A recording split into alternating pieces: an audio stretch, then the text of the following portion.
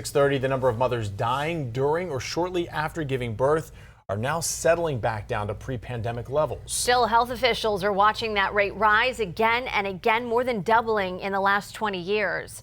10 Tampa Bay reporter Andrea Lyon is live for us. She discovered changes happening right now at Tampa General Hospital to try to combat that rate. Good morning, Andrea. Hey, good morning, Caitlin and Jameson. Yeah, TGH has told me that most of these deaths, 60 to 70% of them, are actually preventable. And that's one reason they put in place new measures right now to take a closer care of those mothers during pregnancy, delivery, and long after birth. We've expanded our work to try and help patients get healthier outside of pregnancy. So we have programs to help them get access to things they need, like blood pressure cuffs, diabetes supplies, also connecting them in the postpartum period.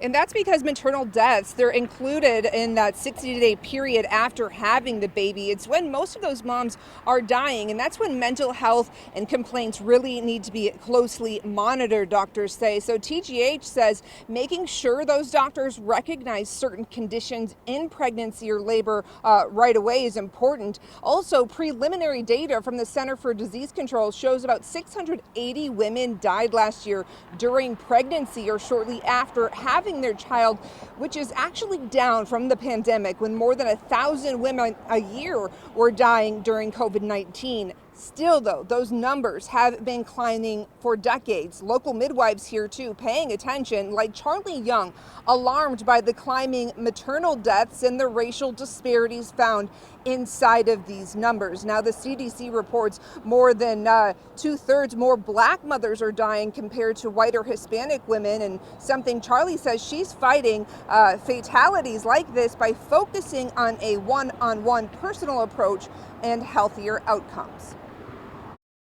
You know, for some Black and brown folks, maybe they're not listened to when they have certain complaints, or they're ignored, or they have a care team that has racial bias. How can we build better systems that has the patient, has the mom and baby at the center, and isn't just focused on how much money can we bill someone's private insurance for?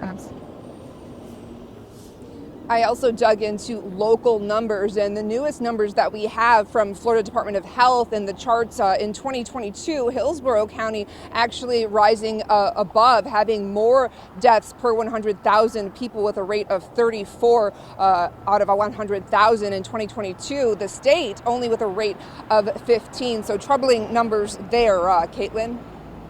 Yeah, Andrea, what are some things that women can do to try to protect themselves and prevent these deaths?